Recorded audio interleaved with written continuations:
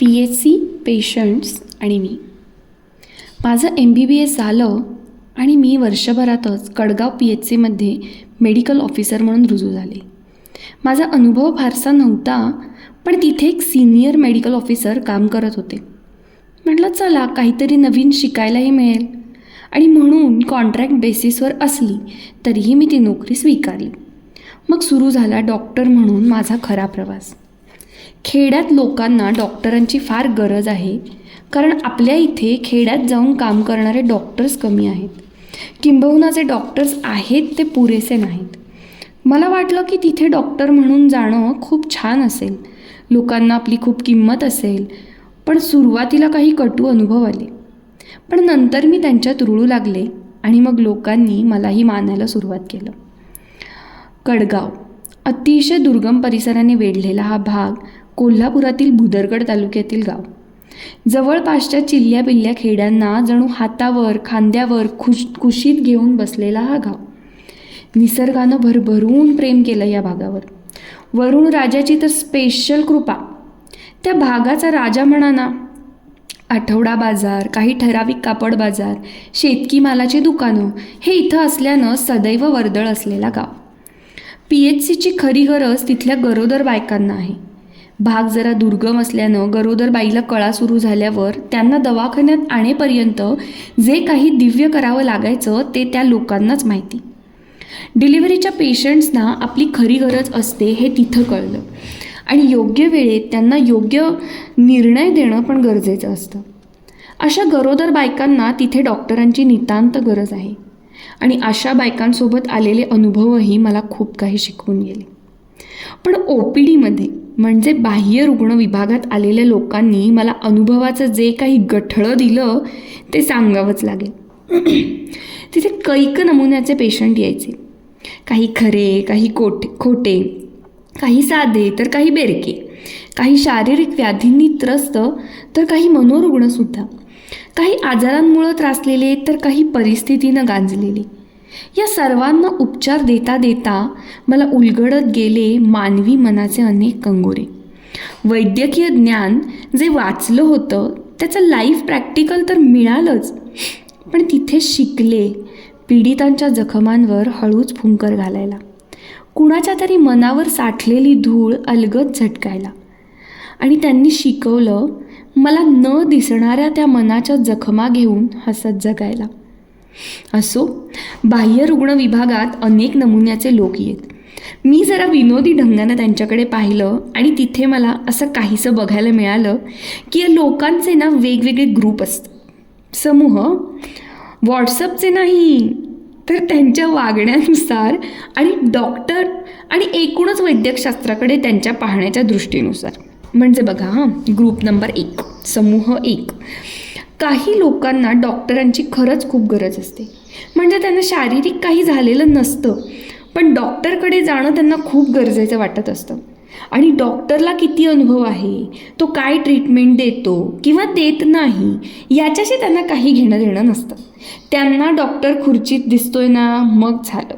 आणि हे लोक मुख्यत्वे करून बाजारच्या दिवशी येतात, म्हणजे दोन्ही कामं होतात. मग आठवडाभर आजारपण अंगावर काढतील, पण बाजारच्या दिवशीच येणार आणि कंपल्सरी येणारच. तर असा हा बाजार तेव्हा डॉक्टर ग्रुप. ग्रुप 2, यातले लोक आधीच निदान करून आलेले असतात. त्यांना माहीतच असतं की त्यांना काय झालंय किंवा काय होणार आहे. कधी कधी तर औषधं पण माहीत असतात. कुठल्या तपासण्या केल्या की निदान होईल हे सुद्धा तेच लोक सांगतात. म्हणजे माझा हा आजार लाल गोळीनेच कमी होणार किंवा टायफॉईडची तपासणी करावं, हे बाकीचं काही सांगू नका वगैरे.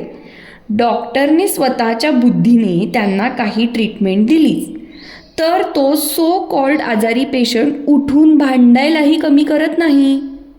तर असा हा डोंगरी मेडिकल कॉलेजमधून शिकलेला ग्रुप. ग्रुप 3, यात फार भन्नाट लोक येतात. या लोकांना काहीही झालेलं असो किंवा नसो, इंजेक्शन घेणं खूप गरजेचं असतं. आठवड्याला येऊन एक सुई टोचून घेतल्याशिवाय यांना चैनच पडत नाही. समजावून डॉक्टरचं डोकं फुटलं तरी हे लोक इंजेक्शनचा आग्रह सोडत नाहीत. असा हा इंजेक्शन लवर ग्रुप. ग्रुप चौथा.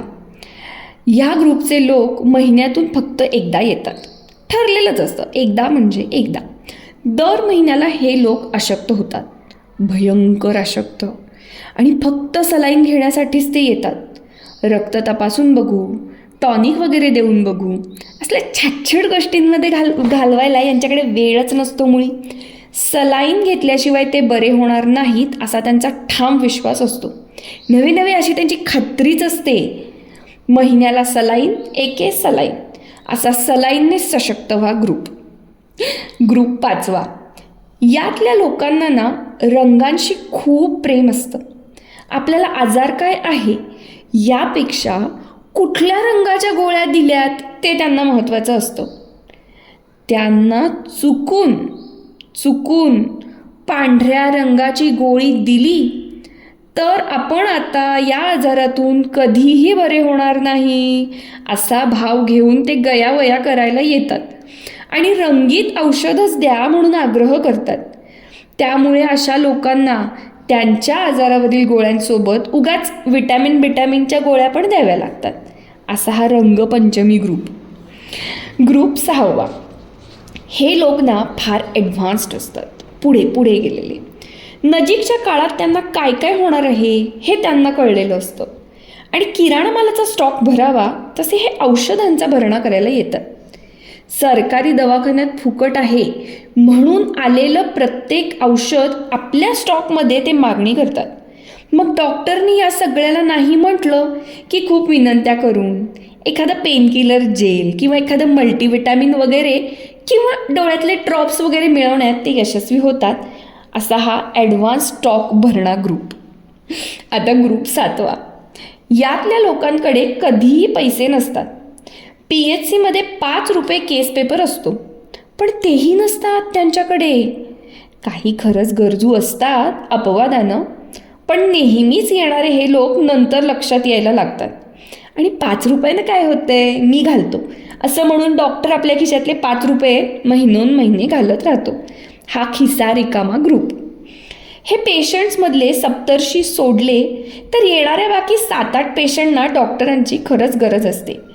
पण या सप्तर्षींना खुश ठेवल्याशिवाय तुम्ही बाकीच्या पेशंटना ट्रीट करूच शकत नाही. शिवाय या खास ग्रुपमध्ये मोडणाऱ्या लोकांच्या बाहेर खूप ओळखी असतात. एखाद्या वेळेस त्यांना त्यांच्या मनाविरुद्ध काही सांगितलं किंवा गरज नसताना अमुक एक गोळी देणार नाही असं म्हटलं की तडक गावातल्या मोठ्या आसामींकडे ते जातात. त्यांना गळ घालून डॉक्टरला फोन करायला लावतात. यातले काही लोक एकाच वेळी 2 किंवा 3 ग्रुपमधली लक्षणंही दाखवू शकतात बरं का. त्यामुळे फार सावध राहावं लागतं. तुम्ही सुरुवातीला मेडिकल एथिक्सनुसार उपचार करायला जाता, पण निव्वळ 2 ते 3 दिवसात हे सप्तर्षी तुम्हाला तुमचे एथिक्स माळ्यावर ठेवून यायला लावतात आणि त्यांच्या पूर्वापार चालत आलेल्या प्रथा तुम्हाला मोडू देत नाहीत. अशी ही OPD मधली गंमत. माझं अजोळ जरी त्याच भागातलं असलं तरी पण मला तिथल्या भाषेची इतकी सवय नव्हती. काही वेळेस पेशंट नेमकं काय सांगतोय हे कळेपर्यंत माझी अवस्था अगदी केविलवाणी व्हायची. कडगाव PHCच्या अखत्यारीत एकूण 32 गावं येतात. ही गावं सोडून तालुक्यात जवळच्या दवाखान्यात डॉक्टर नसले की तिथले पेशंट पण कडगावला येतात आणि त्यामुळे जवळच असणाऱ्या पाटगाव भागातील पेशंट पण तिथे येत असत.